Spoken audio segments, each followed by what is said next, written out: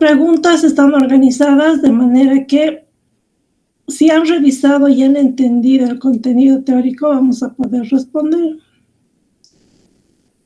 Un segundito. La primera pregunta, ¿qué entiende por presión selectiva? ¿Quién me dice?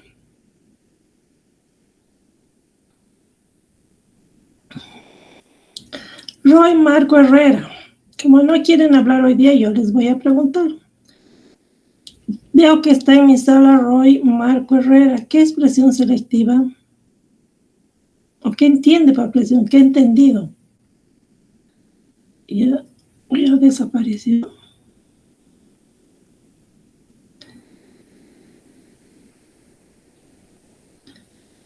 Pedro Rivera, a ver.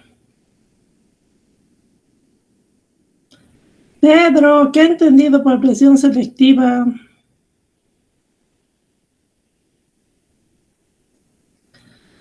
Creo que mi micrófono está mal. Ángela Pilar. Ángela Pilar. No, doctora, no lo leí todavía el tema. Gracias por contestar, Ángela. A ver, vámonos con Luis Felipe Guzmán. Presión selectiva se da cuando se da un tratamiento antibiótico y todas las bacterias que son susceptibles a ese antibiótico van a morir y solo van a quedar los que tienen resistencia. Y esos que tienen resistencia son los que son seleccionados por la presión selectiva. ¿A todos les quedó claro? Me dicen, por ejemplo, no he leído, pero ojo, no importa que no hayan leído. Si han entrado a la anterior clase, eso hemos explicado al terminar la anterior clase. Dice presión selectiva, ¿por qué las bacterias se desarrollan y terminan, cuando uno hace el tratamiento, termina siendo ineficaz? Porque las bacterias desarrollan, se multiplican, las resistentes se multiplican. Pero por una presión selectiva. A ver, vámonos con... ¿Quién más levantó la mano? Que ya no está con la mano levantada. Román, creo. Román, ¿está en sala? Sí, doctora, pero mi compañero ya lo mencionó de forma sencilla la respuesta. Sí. No, nada más que añadir, Cintia. Bueno, yo diría que son sustancias químicas nocivas para los microorganismos, pero no van a ser para las células humanas. Pero esa no era tanto la pregunta, ¿no? Sino que era la presión selectiva. Lo que acaba de decir es la toxicidad selectiva, pero esta es presión selectiva. Eso hay que diferenciar. Lo que acaba de decirnos Cintia, ¿a qué se denomina toxicidad selectiva? Pero ahorita estamos con presión selectiva. José Luis Guzmán. Algo que puedo acotar, que este tipo de presión selectiva es algo que va a limitar la supervivencia de una población bacteriana y que va a favorecer a ciertas poblaciones bacterianas con mayor resistencia a un patógeno viral específico. Un patógeno, no viral, ¿no? Un patógeno. No significa que no puede suceder en los virus, pero estamos hablando más que todo en bacterias. Ay, déjenme ver esto, ¿no? Está de lenta mi computadora, es una pena.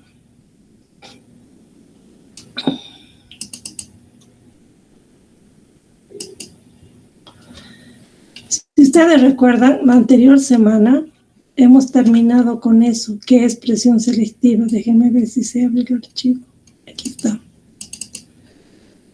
¿Qué habíamos dicho? Cuanto más se use un antimicrobiano, ¿qué es lo que va a suceder? Se van a eliminar las bacterias que son sensibles y van a ir quedando las bacterias resistentes.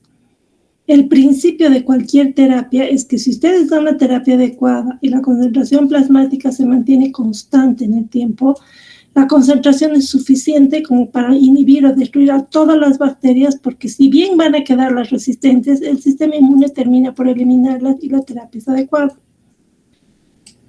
Pero ¿qué pasa si hay presión? ¿Y qué pasa si hay el empleo del antimicrobiano?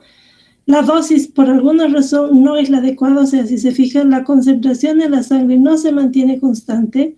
Eso significa que le vamos a dar oportunidad a que estas bacterias resistentes tengan mayor proliferación. ¿Por qué? Porque no estamos destruyendo toda la población, solo las sensibles, pero lentamente. Le estamos dando igual chance a que las bacterias continúen multiplicándose, y al multiplicarse se van a seleccionar estas que son las resistentes. Y aunque administremos nuevamente el antimicrobiano, no va a tener mayor acción porque ya ha habido una selección por la presión con el antimicrobiano. O sea, hemos aplicado antimicrobiano, estamos actuando sobre las bacterias, pero no lo suficientemente pero no de forma lo suficientemente efectiva como para destruir todos.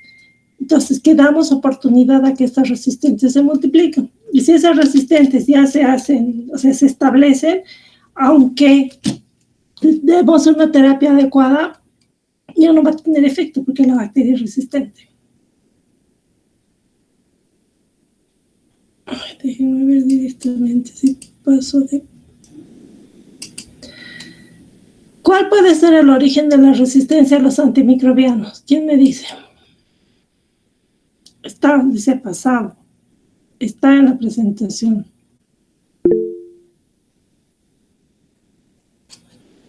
Iris Villarroel. Buenas tardes, doctora. En el origen de la resistencia a antimicrobianos podemos ver tanto en que sea de origen no genético como de origen genético. Entre el origen genético vamos a tener a los antimicrobianos activos en bacterias en crecimiento. Cuando pierden la actividad de estas, no se multiplican.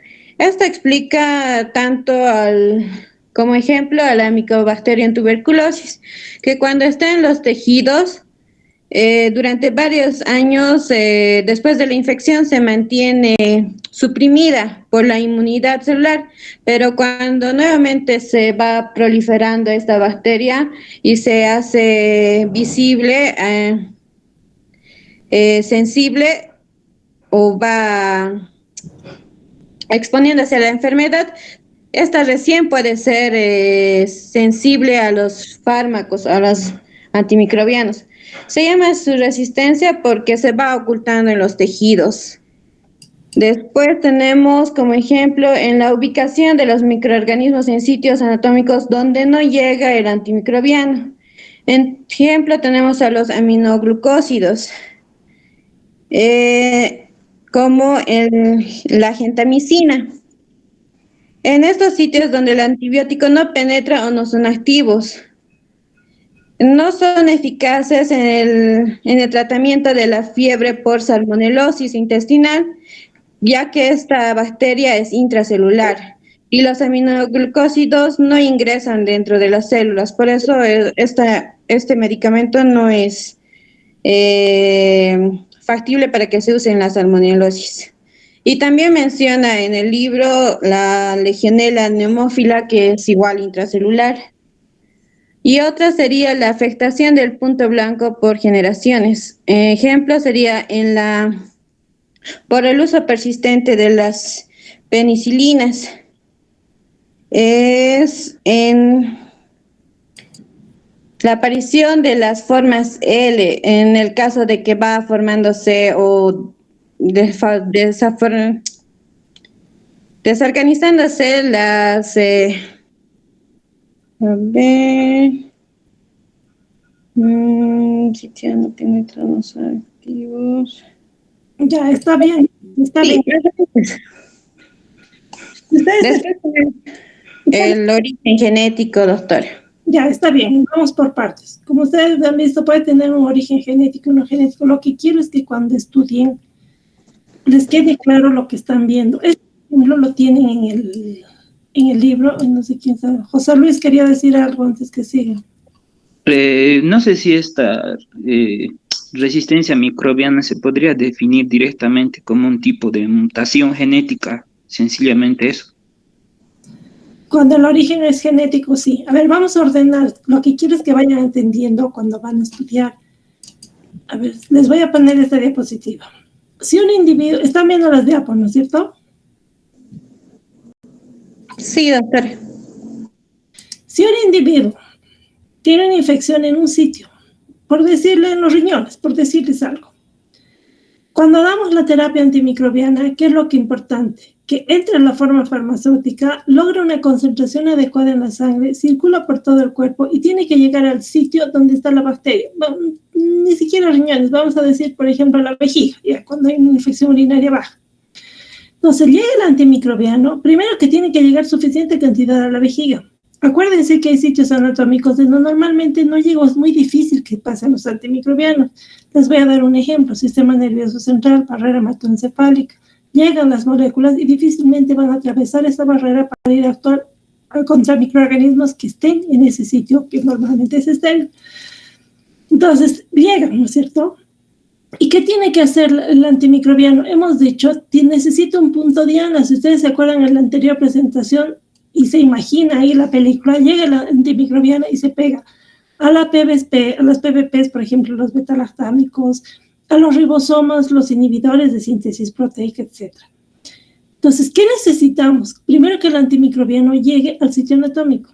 Ya es un mecanismo de resistencia o ya es una causa de resistencia en el tratamiento el hecho de que el antimicrobiano no llegue a ese sitio anatómico. Llega luego a la bacteria, supongamos que llegó a la bacteria, pero ¿qué pasa si esa bacteria no se está multiplicando?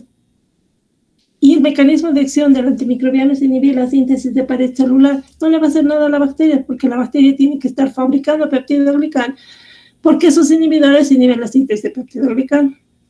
¿O qué pasa si llega el antimicrobiano y no tiene dónde unirse? El ejemplo clásico que nos dan es de las formas L. Acuérdense que las formas L no tienen pared celular. Por lo tanto, un antimicrobiano que inhiba la síntesis de pared celular no tiene sentido. A eso se refiere el origen no genético de la resistencia antimicrobiana, que ustedes la tienen en esa presentación. Eso está resumido, lo que tienen en el mismo libro, ¿es cierto? Que la ubicación del microorganismo, que si el antimicrobiano es activo en bacterias en crecimiento y estas no están creciendo, no van a tener mayor acción. O cuando ha habido una modificación, normalmente en forma natural. Puede suceder, por ejemplo, que por generación de las bacterias pierdan la pared, esa es la forma L. Y si usan un antimicrobiano que inhibe síntesis de pared celular, no tiene acción. Y lo que decía su compañero es cierto. José Luis, que nos decía que también puede ser por un cambio genético, ¿verdad? Y es lo que se le resume aquí. Pueden tener un origen genético. ¿Eso qué significa? Que una bacteria, siendo originalmente sensible, puede sufrir mutaciones, o sea, se modifique. Por ejemplo, les voy a dar un ejemplo. Se modifica la PBP. Y acuérdense que la PBP es una proteína blanco para que sea un antimicrobiano.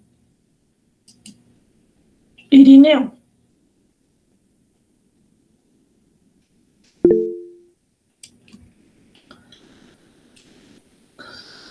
Irineo.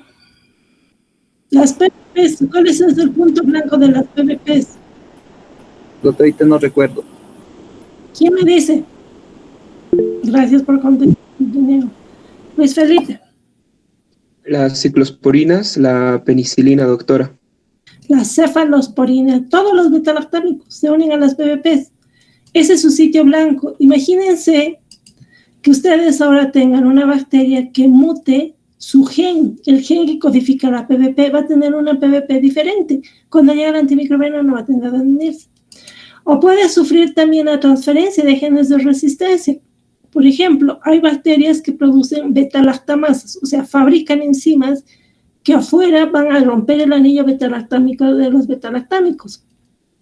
¿Por qué pueden hacerse resistentes? Porque pueden captar, por ejemplo, un plásmido y en el plásmido está la información genética que codifica la betalactamasa. Por eso se dice que la transferencia de genes y las mutaciones son el origen genético de la resistencia. Si continuamos, pero si no, no vamos a terminar. ¿Cómo se puede definir y en sus propias palabras resistencia? Después de haber visto toda la clase, ¿quién me puede decir en sus propias palabras qué ha sido resistencia antimicrobiana?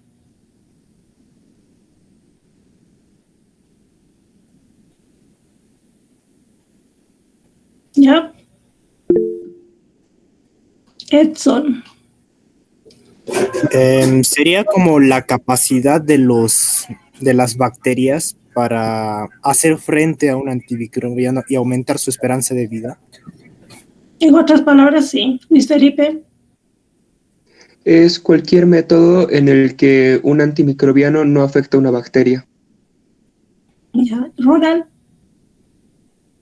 Sería la capacidad del microorganismo para anular el efecto del antimicrobiano y sobrevivir. Ya. En sus propias palabras, ustedes han resumido y han dicho que es la susceptibilidad disminuida o nula de una bacteria frente a un antimicrobiano, ¿no es cierto? Eso es resistencia. No podemos definir que es resistente, ¿no? Entonces tiene una susceptibilidad disminuida o nula. Ahora, aquí es importante que ustedes el día de mañana, cuando traten a un paciente, no digan que el paciente es resistente. Cuando están hablando de una enfermedad infecciosa y hay una bacteria de por medio que ha creado resistencia, la resistente es la bacteria, no el paciente. ¿En qué consiste el antibiograma y para qué sirve? En resumen, después de lo que han visto en la presentación, ¿quién me dice?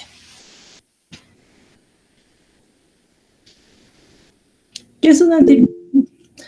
Edson Javier Solís.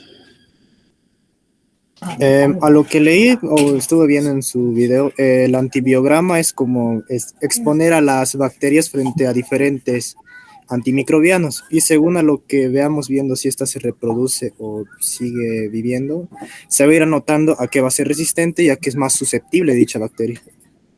Exacto, es un ensayo de laboratorio que permite poner o enfrentar a la bacteria. Y eso es lo que tienen en la presentación.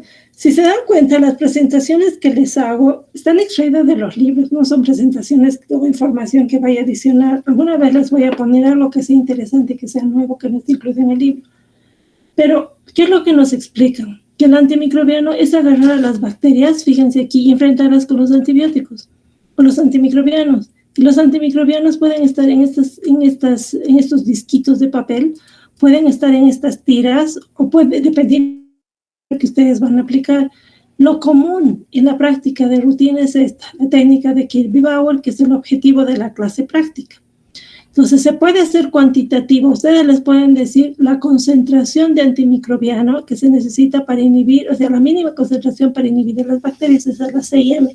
Sin embargo, si ustedes les informan solamente microgramos, es muy difícil que apliquen rápidamente a la clínica porque deberían saber muy bien la parte farmacológica. Por lo tanto, se prefiere utilizar los términos de sensibilidad intermedia o resistente. Esta es la técnica de Kirby-Bauer, que es la más común, la que se hace, yo diría, en todos los laboratorios de rutina, y es agarrar a la bacteria, sembrarla en toda la superficie y ponerle los disquitos de papel.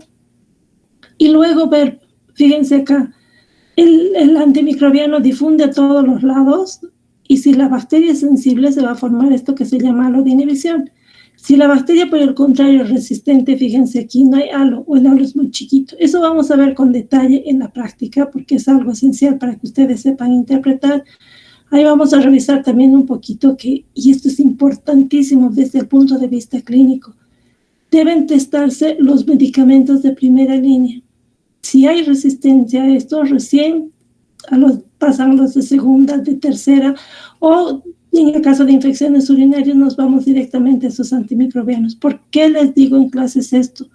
Si ustedes tienen un paciente, por ejemplo, con una infección urinaria, le identifican la bacteria en el laboratorio y les dicen que es sensible a la ampicilina, ya, suficiente, no necesitan saber el resto del antibiograma. Deberíamos tratar con ampicilina y no deberíamos ir a tratar con triaxón como hacen todos, ¿no? Hay infección urinaria, cefixima, o sea, cefalosporina y de tercera generación.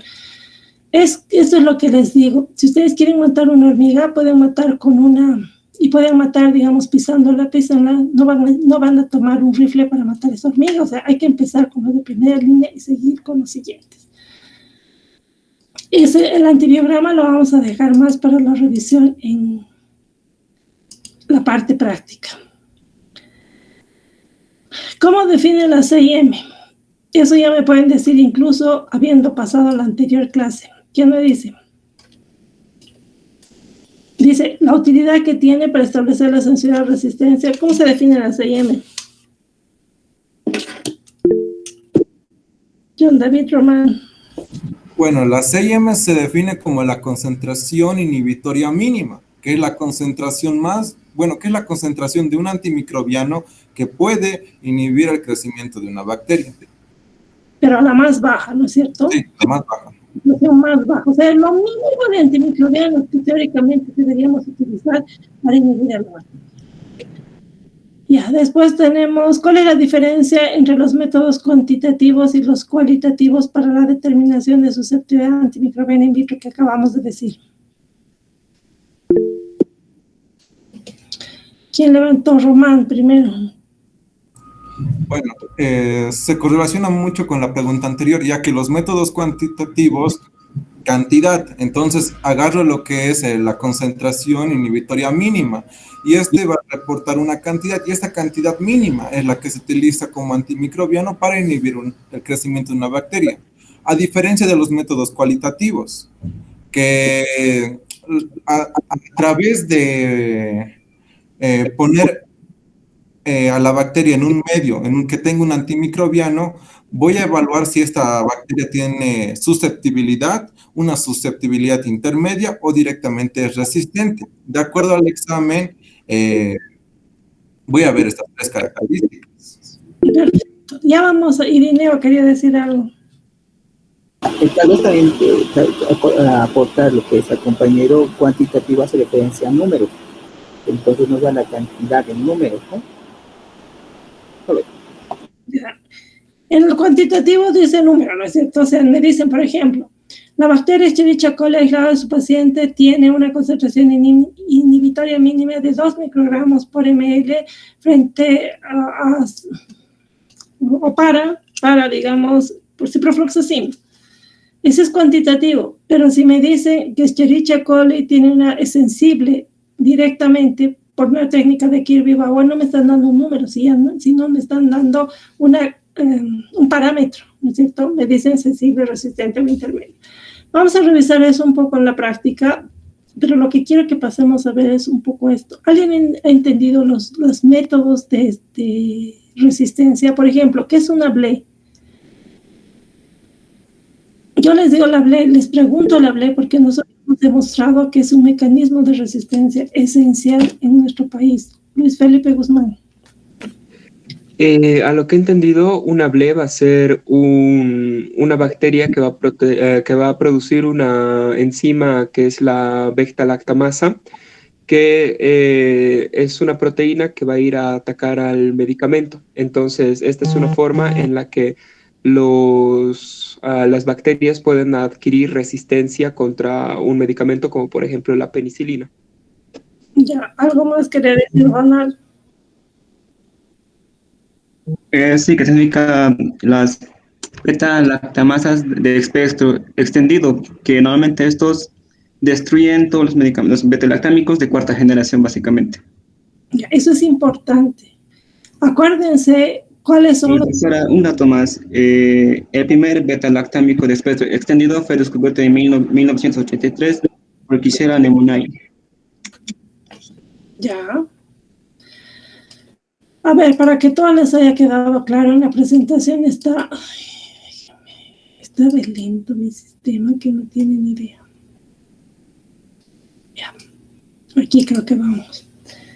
Primera explicación, las beta-lactamasas son enzimas producidas por la bacteria que destruyen el anillo beta-lactámico. Fíjense eso. Si yo tengo una bacteria y produce una beta-lactamasa, significa que tiene la información genética para la biosíntesis de esta enzima. Esto es como una guerra. Si la enzima es una beta-lactamasa, ¿qué va a hacer? Ustedes le dan el antimicrobiano. Imagínense todo lo que tiene que seguir esta molécula para llegar y enfrentarse a la bacteria. Pero antes que cause nada, ¿qué va a hacer? Le va a romper el anillo beta-lactámico. Acuérdense de esto, los beta-lactámicos, hemos visto todo el grupo, ¿no es cierto? Las penicilinas, las aminopenicilinas, cefalosporinas, carbapenémicos, entre otros. ¿Qué pasa si ustedes lanzan este misil y estos responden con un antimisil? Rompe el anillo beta-lactámico y ya no sirve para nada. Ahora, ¿dónde está la explicación? ¿Cuáles son beta-lactamasas? Es para un curso entero lo de las beta-lactamasas, porque hay de diferentes tipos. Una solamente rompen los anillos, por ejemplo, de la ampicilina. Hay otros que rompen el anillo hasta cefalosporinas de primera. Hay otros que son más agresivos y pueden romper hasta cefalosporinas de cuarta. Hay algunos que destruyen todos los betalactámicos. Y por eso hay una clasificación, yo les ponía la de Ambler, de Karen Bush y de Ambler. Son dos científicos o dos grupos de científicos que decidieron clasificar a las betalactamasas, uno desde el punto de vista molecular y el otro desde el punto de vista más fenotípico. Y ahí más o menos tienen un resumen de la clasificación de Ambler y Bush. O sea, es un montón, pero ¿qué quería decirles esto? ¿Cómo me puedo explicar betalactamasas? Hay betalactamasas que son penicilinas solamente, destruyen penicilinas, lo que les decía. Pueden llegar a destruir el anillo betalactámico hasta las cefalosporinas de segunda generación, pero todavía como alternativa terapéutica tienen los otros. Las BLE, fíjense, destruyen hasta la tercera generación, incluida la cuarta. Algunas veces no destruyen la cuarta, pero se recomienda no usarlos. Pero lo que sí son inhibidos por inhibidores de betalactamasas, como por ejemplo el ácido clorúrico. Y son esas bacterias sensibles a los carbapenémicos. O sea, esa es una alternativa terapéutica. Desde mi punto de vista, sí tienen que entender lo que es una betalactamasa, porque el día de mañana a ustedes les va a llegar un reporte donde diga, por ejemplo, que la bacteria produce una betalactamasa de espectro extendido. ¿Eso qué significa? Que no le puedo dar cefalosporinas, aunque me digan que cefepime es sensible, yo no puedo darles de cefalosporina. Tengo que buscar alternativas que podrían ser los carbapenémicos o me voy a grupos diferentes de los betalactámicos.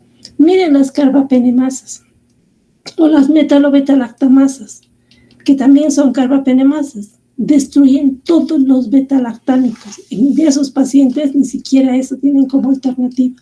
De ahí la importancia de entender a qué nos referimos con betalactamasa. Y esto es algo que vamos a explicarles en la práctica, que es la resistencia, cómo puede el laboratorio detectar con una técnica simple, como el antibiograma, la capacidad de la bacteria de producir una betalactamasa de espectro extendido. Porque si ustedes les dicen que es betalactamasa, no es suficiente desde el punto de vista clínico. Para el médico es importante que digan el tipo de betalactamasa precisamente porque las alternativas terapéuticas son diferentes. Seguiremos.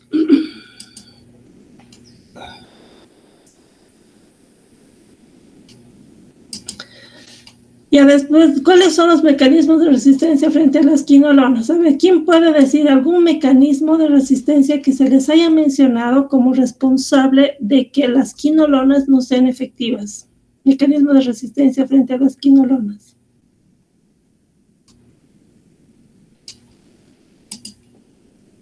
Ya, pues alguien, nadie.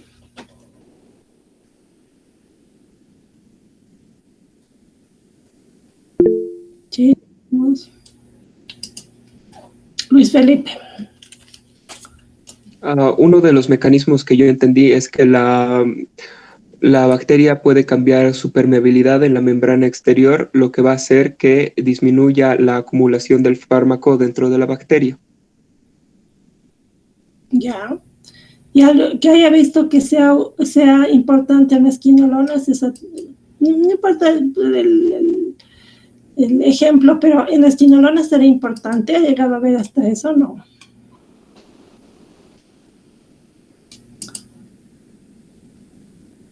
A lo que entendí, sí es importante para las quinolonas que el medicamento pueda ingresar a la bacteria, porque el efecto de la quinolona va a ser ir contra la ADN girasa y evitar la multiplicación.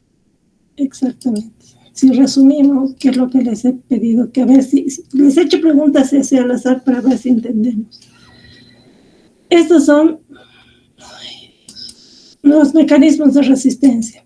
Hay antimicrobianos que para actuar tienen que estar dentro de la bacteria, ¿no es cierto? Tienen que unirse ya sea a los ribosomas, a las proteínas que participan en la síntesis de ácidos nucleicos, etcétera, dependiendo cuáles son. Entonces, lo que él nos decía era que si no entran, por ejemplo, aquí, no es lo más característico para las quinolonas, pero puede ser el antimicrobiano, o sea, en cualquier antimicrobiano, para poder actuar en el citoplasma tiene que pasar la membrana y tiene que atravesar estas que son las porinas.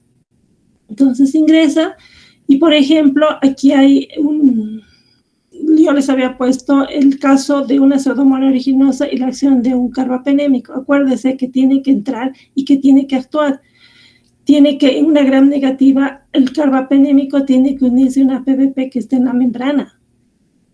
Y si atraviesa, lo va a hacer a través de las porinas. Si esta porina cambia, no entra. Por lo tanto, el antimicrobiano no funciona. Eso significa que la bacteria se ha hecho resistente.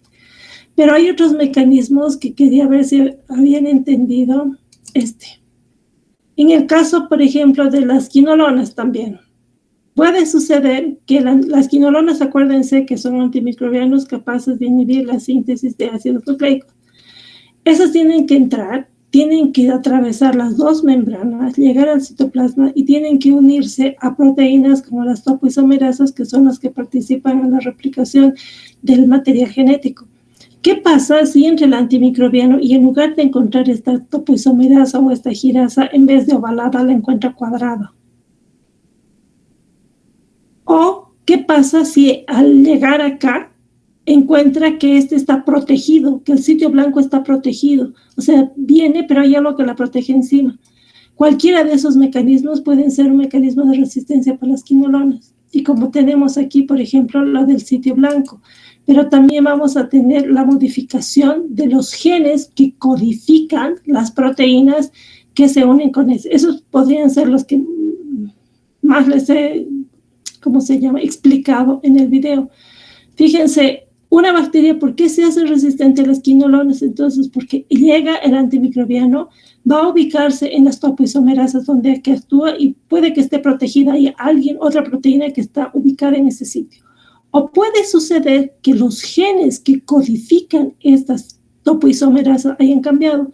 Y es lo que les decía, que estos en vez de ser así ovalados, ¿qué pasa si son redondos? Va a llegar el antimicrobiano y no se va a unir. Eso significa que esas bacterias se han hecho resistentes a esos antimicrobianos. ¿Se entendió? Es que por eso les he pedido que ustedes lean un poquito, porque, qué bien, pues, les he mostrado y no les he compartido la pantalla, ahora sí. Lo que acabo de explicarles está en la presentación. A ver, si ustedes vuelven aquí, en esta diapositiva es lo que se les explica. El antimicrobiano, todos los antimicrobianos tienen que entrar a través de los canales iónicos como las porinas.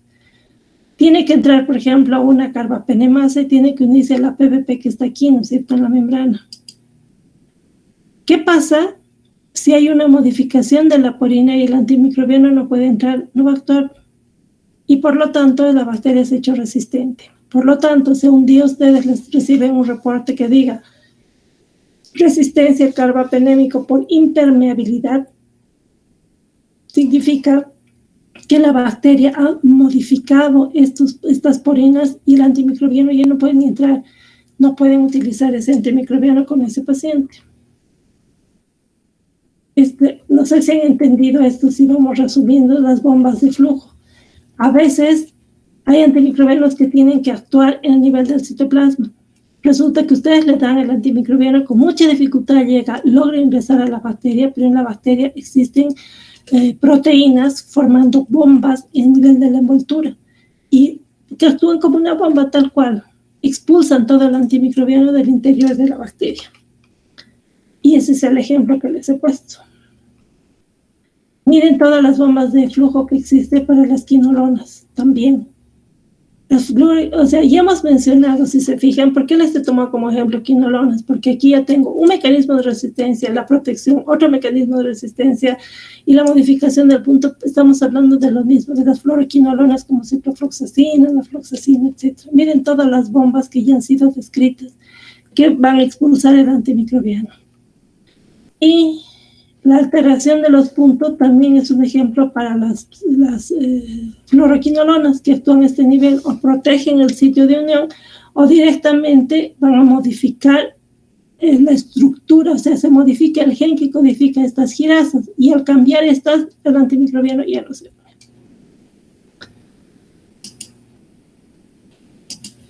Así están viendo la presentación. Vámonos con la otra pregunta. Dice, ¿cómo participan las PBPs en el desarrollo de la meticilina resistencia en estafilococos? ¿Alguien? Es un ejemplo de cómo se sustituye el punto blanco. Román. Bueno, las proteínas fijadoras de penicilina son proteínas que se van a encontrar en la membrana de estas bacterias, en este caso los estafilococos, responsables de la síntesis y remodelación de la pared de la membrana, en este caso de la bacteria. En este caso, el meticilino es un antibiótico de la familia de los betalactámicos y se utiliza para tratar la infección causada por estafilococos. Si en caso entonces las cepas de estafilococo resistentes a meticilino tienen una modificación de proteínas fijadoras de la penicilina, entonces van a tener una modificación que les va a permitir resistir a la meticilina y estos antibióticos de la familia de los betalactámicos. ¿Qué quiere decir? Que si estas proteínas fijadoras de penicilina cambian, el meticilino no va a actuar de la misma manera que tendría que actuar. Ya, está bien. Déjenme mostrarles algo antes que empecemos. Para poder entender los mecanismos de resistencia, es importante que se acuerden de esa diapositiva. Y esta sí se la van a memorizar, porque sí tienen que saber los grupos de antimicrobianos y los representantes o qué antimicrobianos se incluyen cada uno de ellos. Si ustedes se fijan, dentro de los betalactámicos hemos mencionado penicilinas, cefalosporinas hasta quinta generación, los monobactámicos, carbapenémicos y los que están asociados a inhibidores de betalactamasas. Ahora, fíjense, hay penicilinas naturales, como la G y la B, hay penicilinas resistentes a las penicilinasas. Esta es una clasificación donde, ¿qué nos está diciendo? Que una betalactamasa puede destruir el anillo betalactámico de las penicilinas naturales. Pero esas betalactamasas pueden que no destruyan el anillo de estas, que son las resistentes a las penicilinasas. Espera un segundito, por favor.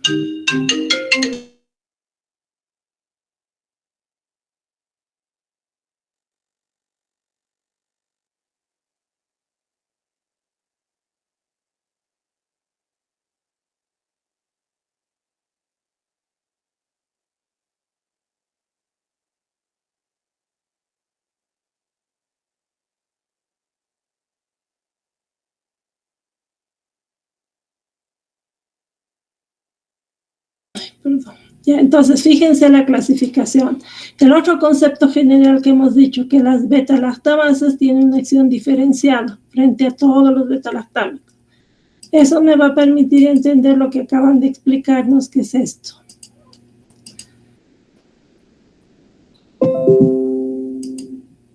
Esto está bien. Fíjense. Sí, esto ya les he dibujado, un Staphylococcus aureus como un ejemplo de resistencia en gram positivos. Es bastante común y es para que no les pasen cosas como el que les voy a explicar. Un mecanismo de resistencia puede ser, o sea, en Staphylococcus aureus puede ser que el sitio blanco sea reemplazado completamente. Si esta es la bacteria, este es el cromosoma, se sintetizan sus proteínas. Resulta que esta bacteria tiene PBPs, vamos a llamar de la 1 a la 4, insertas en la membrana. Si ustedes recuerdan, ese es el sitio de unión de los betalactámicos. ¿Qué pasa si yo le doy penicilina a esta bacteria? Más del 90% de las cepas de Staphylococcus aureus en el mundo son resistentes a la penicilina. ¿Por qué? Porque estas bacterias casi todas producen una betalactamasa. ¿Qué hace la betalactamasa? Rompe el anillo betalactámico de la penicilina. Pero resulta que esta no tiene la capacidad, o sea, estamos hablando básicamente de las penicilinas naturales, ¿no? Pero resulta que esta enzima no puede romper el anillo betalactámico de las penicilinas resistentes a penicilinasas, de ahí su nombre, como la meticilina y sus derivados. Eso significa que aunque le den esto, cuando le den penicilinas no sirve de nada, pero cuando le dan una de estas otras, estas no son afectadas por las betalactamasas y se unen a las PBPs y por lo tanto ejercen su acción de inhibir la síntesis de pared celular. ¿Cuál es el problema? Que se ha visto ahora que hay Staphylococcus aureus que tienen un gen que codifica otra PVP diferente, que es la 2A. Si se dan cuenta, aquí estoy reemplazando las PVPs por una nueva. Y resulta que estas las penicilinas resistentes a las penicilinasas, como meticilina, oxacilina, nafcilina, cloxacilina, etc., no tienen afinidad por este sitio blanco. Sí por estos, pero no por este nuevo, que ha cambiado, que tiene origen genético. Y eso significa que la bacteria viene a ser un Staphylococcus meticilino resistente. ¿Por qué es importante mencionarles esto? Porque en un antibiograma les pueden poner, por ejemplo, en un resultado de un paciente, se aísla un Staphylococcus meticilino resistente. Con eso le están diciendo que no puede usar ningún betalactámico. Yo he visto situaciones en las que dice, pero no me informan cefalosporina ni nada. Lo que pasa es que en laboratorio solamente les van a decir, es meticilino sensible, significa que puedo usar estos. Penicilinas resistentes a las penicilinas. Y obviamente todo el resto. Cefalosporinas de primera, segunda, tercera, cuarta, las de quinta, que son una alternativa a los carbapenémicos, se pueden usar para ese paciente. Pero si me dicen Staphylococcus aureus meticilino resistente, me están diciendo lo contrario, no puedo usar ningún betalactámico. ¿Se entiende?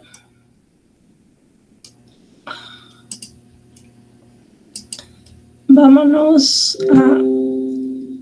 bueno, creo que eso ya hemos visto, ¿no? ¿En qué consiste la resistencia por impermeabilidad? Y esta es la pregunta para ustedes. ¿Qué podemos hacer para disminuir la aparición de bacterias resistentes a los antimicrobianos?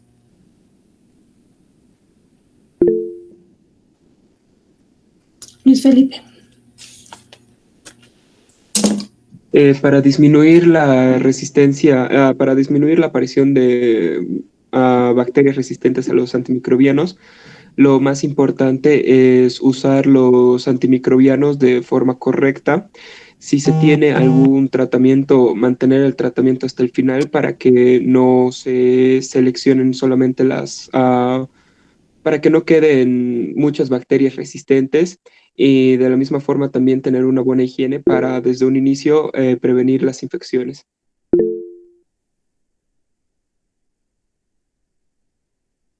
Gracias. Irineo.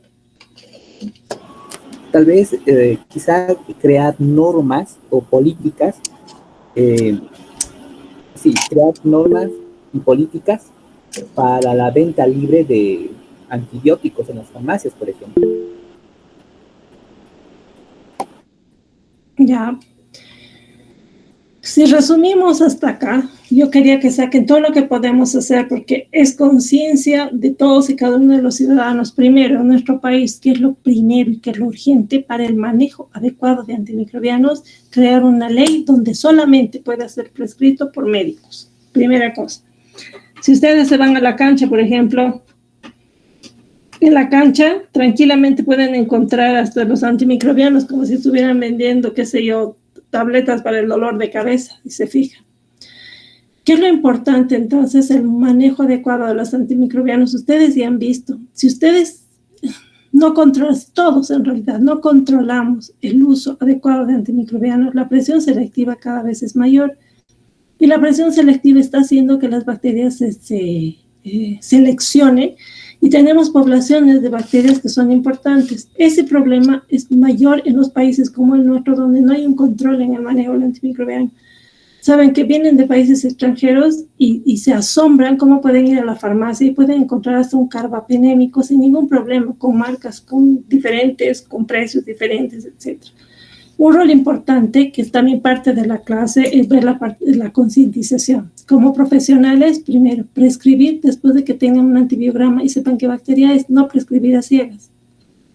Dar el tratamiento completo y como pacientes el uso adecuado de antimicrobianos, no automedicarse, es el otro gran problema. Sé que están buscando los temas, por ejemplo, se les ha puesto algunos temas de detección de betalactamasas de espectro extendido, por ejemplo, y he visto que no muchos han tomado el tema.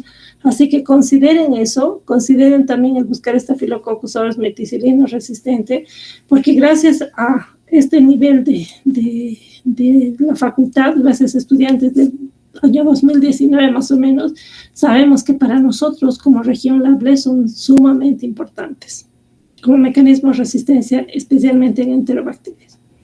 Ya chicos, en honor al tiempo sé que tienen otra clase, así que nos vamos a ver la siguiente, mañana. Ya empezamos con la parte de inmunología. Hasta luego, buenas tardes. Hasta luego, doctora. Hasta luego, doctora.